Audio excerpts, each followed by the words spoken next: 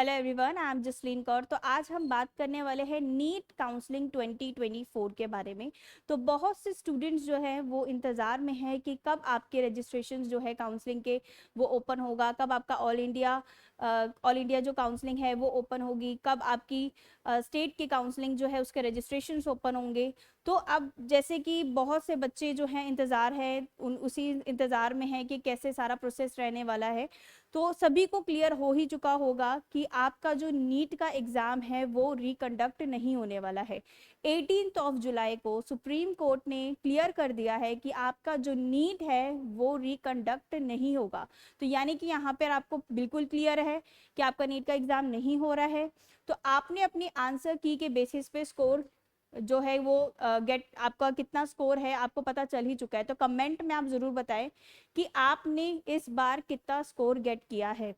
तो अगर आप भी चाहते हैं कि इस साल आपको अच्छे कॉलेज में एडमिशन मिले तो उसका क्या प्रोसेस रहेगा, तो आप कौन कौन से कोर्सेज लेके चल रहे हैं। अगर आप MBBS, BDS, BMS, BUMS, Ayush या वेटरनिटी की काउंसलिंग के लिए इंटरेस्टेड है तो क्या आपने अपनी जो प्रेफरेंसेस है वो पहले से ही बनाई हुई है या डॉक्यूमेंट्स आपने पहले ही रेडी करे हुए हैं, क्योंकि वो भी करके चलना बहुत ज़रूरी है। बहुत से स्टूडेंट्स ऐसे हैं जिन्हें नहीं पता है कि आपके लो प्राइवेट बजट कॉलेजेस भी होते हैं और काफ़ी चीज़ें ऐसी हैं जो कि नीट के एग्ज़ाम से आपके पहले ही बहुत से रजिस्ट्रेशन ओपन हो जाते हैं। जैसे कि अगर मैं बात करूँ CMC वेलोर, किया कर्नाटका, ऐसे ही बहुत से आपके यूनिवर्सिटी कॉलेजेस हैं जो आपके पहले से ही रजिस्ट्रेशन ओपन कर लेते हैं, जो कि लो प्राइवेट बजट कॉलेजेस होते हैं। तो आपको उन्हें भी कंसीडर करके चलना चाहिए। तो कोई बात नहीं, जिन्होंने नहीं अगर अभी उनका रजिस्ट्रेशन नहीं किया है तो उसका आगे क्या प्रोसेस रहेगा, कब आपका रजिस्ट्रेशन ओपन होंगे, आप कौन कौन से कॉलेजेस को कंसीडर करके चल सकते हैं। तो इसके लिए आपको रिक्वायरमेंट रहती है परफेक्ट गाइडेंस की और प्रोफेशनल काउंसलर की। Perfect guidance and professional counsellor की हेल्प से आप जो है अपने रजिस्ट्रेशंस करके चल सकते हैं, अपनी प्रेफरेंसेस फिल करके चल सकते हैं, चॉइस ऑर्डर जो है अपने एक्सपर्टीज के अंडर फिल करके चल सकते हैं। तो इसके बेसिस पे आपको काफ़ी सपोर्ट के थ्रू आपको जो है एडमिशन्स मिलते हैं, तो जिसमें बच्चे बहुत सी गलती कर देते हैं।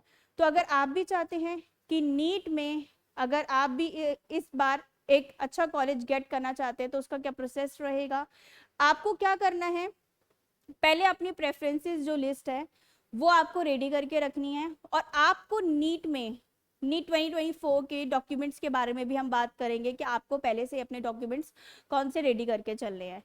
तो जिस तरीके से आप जानते हैं कि आप किस तरह से आप 85% all India quota and 15% all India quota से एलिजिबल रहेंगे। अगर आप सिंगल गर्ल चाइल्ड हैं तो क्या आपको पता है कि आपको सिंगल गर्ल चाइल्ड का बेनिफिट भी मिल सकता है। उसका सर्टिफिकेट आप कहाँ से बनवाएंगे, कैटेगरी का सर्टिफिकेट आप कैसे बना के चलेंगे। अगर आपके पास अगर आप चाहते हैं कि इस बार आपको जो है नीट में अच्छा स्कोर आपने अगर गेट किया है लेकिन अगर आपके पास गाइडेंस ही नहीं है तो आप एक अच्छी जो सीट है आपके हाथ से निकल सकती है। तो वो गलती ना करें। तो आप उसके लिए हमारे सेंटर पे विजिट कर सकते हैं, विजिट करके आप फर्दर इंफॉर्मेशन जो है वो सारी ग्रैब कर सकते हैं। तो अब हम बात करेंगे डॉक्यूमेंट्स के बारे में। तो आपको जो डॉक्यूमेंट्स की रिक्वायरमेंट रहेगी नीट 2024 में, तो सबसे पहले तो आपके पास 10th की पासिंग सर्टिफिकेट होना चाहिए, 10th की मार्कशीट होनी चाहिए, 11th की मार्कशीट होनी चाहिए, 12th की मार्कशीट होनी चाहिए एंड माइग्रेशन सर्टिफिकेट होना चाहिए, ट्रांसफर सर्टिफिकेट होना चाहिए, एंटी रैगिंग सर्टिफिकेट होना चाहिए। बोनाफाइड होता है वो कैसे होता है, क्या बनता है, किस तरीके से, वो आपको आप हमारे सेंटर पे जब विजिट करेंगे एक्सपर्टीज के अंदर आप ये सारे अपने डॉक्यूमेंट्स जो हैं वो एक रेडी करके रख सकते हैं। अगर आपका गैप ईयर है, अगर आप ड्रॉपर है तो आपके पास गैप ईयर सर्टिफिकेट होना चाहिए, कास्ट सर्टिफिकेट होना चाहिए, SC ST EWS OBC NCR आप किसी भी कास्ट से बिलोंग करते हैं तो आपके पास वो सर्टिफिकेट होना चाहिए। और आपका सर्टिफिकेट क्या रिन्यू होना चाहिए, अगर आप किसी भी कैटेगरी से हैं तो डेफिनेटली रिन्यू होना चाहिए। वो कहाँ से रिन्यू होगा, कैसे रिन्यू होगा, उसके लिए आप हमारे सेंटर पे विजिट कर सकते हैं। डोमिसाइल सर्टिफिकेट होना चाहिए, ID प्रूफ में लाइक आधार कार्ड या पैन कार्ड एक्सेट्रा होना चाहिए आपके पास, करेक्टर सर्टिफिकेट होना चाहिए। अगर आप किसी माइनॉरिटी से बिलोंग करते हैं, सिख माइनॉरिटी, जैनिज्म माइनॉरिटी से बिलोंग करते हैं या मुस्लिम माइनॉरिटी से बिलोंग करते हैं तो आपके पास माइनॉरिटी का सर्टिफिकेट भी होना चाहिए।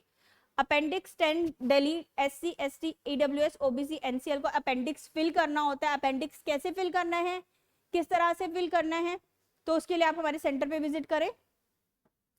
अगर आप NRI सीट के लिए जाना चाहते हैं तो NRI सीट का क्या प्रोसीजर रहता है, तो उसके लिए भी आप विजिट कर सकते हैं। एक्सपर्टीज के साथ जुड़ के आप NRI सीट से भी अपना, अगर आप लेना चाहते हैं सीट तो उसका क्या प्रोसेस रहेगा, उसके लिए आप विजिट करिए सेंटर। तो ये सारे आपके सर्टिफिकेट्स हैं जो नीट 2024 में आपको रिक्वायरमेंट रहती है ड्यूरिंग एडमिशन प्रोसेस के। तो जैसे कि मैंने आपको बताया कि आपका जो नीट का एग्जाम है वो क्लियर है हमें कि वो जो आपका कंडक्ट नहीं होगा, रिकंडक्ट नहीं होने वाला है। तो आपको क्या करना है, अपने प्रेफरेंसेस चॉइस फिलिंग जो है वो पहले से ही रेडी करके रखनी है, और कौन कौन सी ऐसी स्टेट्स हैं जो आप कवर करके चल सकते हैं, और कौन से ऐसे रजिस्ट्रेशंस हैं जो लो प्राइवेट बजट कॉलेजेस हैं उसे आप फिल करके चल सकते हैं। तो अगर आप भी चाहते हैं इस साल आपके बच्चे को या आपको एक अच्छा कॉलेज मिले तो उसके लिए आप जल्द से जल्द आप हमारे सेंटर पे विजिट करें। विजिट करके आप फर्दर इंफॉर्मेशन ग्रैब कर सकते हैं। एक्सपर्टीज के साथ जुड़ के आप टॉप कॉलेजेस में एडमिशन ले सकते हैं, चाहे आप वो MBBS BDS BMS BUMS Ayush या वेटरनिटी की काउंसलिंग के लिए भी जाना चाहते हैं तो आप जल्द से जल्द हमारे सेंटर पे विजिट करें। पश्चिम व्यास जनकपुरी पीतमपुरा में हमारा सेंटर है। नियर बाय सेंटर पे विजिट करके आप फर्दर इंफॉर्मेशन ग्रैब कर सकते हैं। तो जल्द से जल्द आप विजिट करें और अपना जो प्रोसेस है वो स्टार्ट करें। Thank you so much.